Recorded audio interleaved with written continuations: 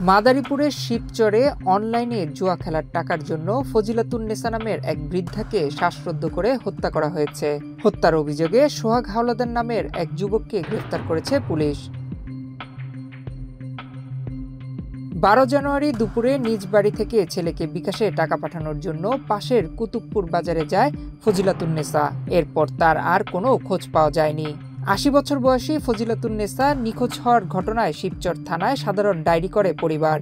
নিখোঁজের 10 দিন পর 22 জানুয়ারি শিবচরের পাঁচচর ইউনিয়নের হোগলার মাঠ গ্রাম আকনবাড়ির পশ্চিম পাশে পরিত্যক্ত ভিটায় নিহতের অর্ধগলিত মরদেহ পায় এলাকাবাসী। আমরা অনেক খোঁজাখুঁজি করছি, কিন্তু ওনার খুঁজে পাইনি। গত 22 তারিখ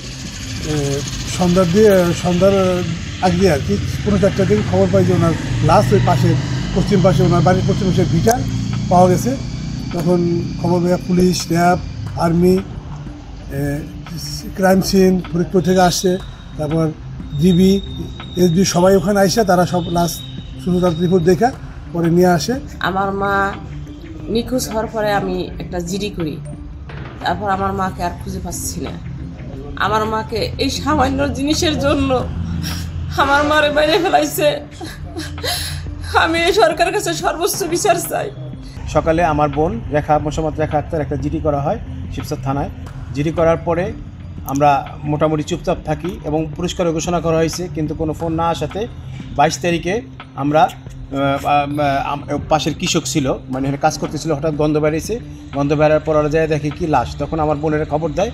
খবর দেওয়ার পরে আমরা দেখতে পারি যে এটা আমার মায়ের লাশ। পুলিশ মরদেহটি উদ্ধার করে ময়নাতদন্তের জন্য জেলা সদর হাসপাতালের মর্গে পাঠান।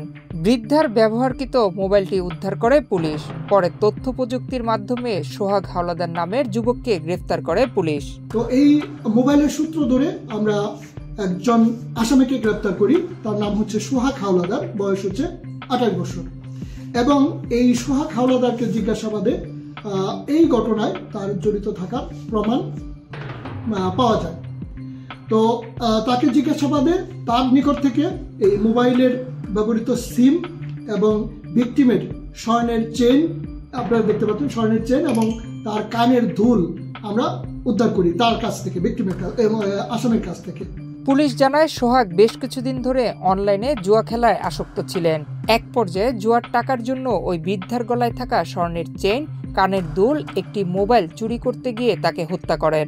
আমরা সোহাগ হাওলাদারকে বিজ্ঞ আদালতে সোপর্দ করেছি এবং আজকে বিজ্ঞ ম্যাজিস্ট্রেটের আদালতে সোহাগ হাওলাদার নিজেকে জড়িয়ে বিজ্ঞ আদালতে 164 ধারায় তার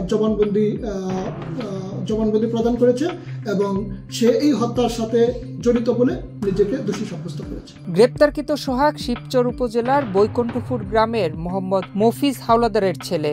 নিহত ফজিলাতুন্নেসা একই এলাকার মৃত আব্দুল রহমান আকনের স্ত্রী। এ ঘটনায় দোষীর দৃষ্টান্তমূলক শাস্তি দাবি করেছেন নিহতের স্বজনরা। নয়ন বিশ্বাস, বাংলাদেশ প্রতিদিন।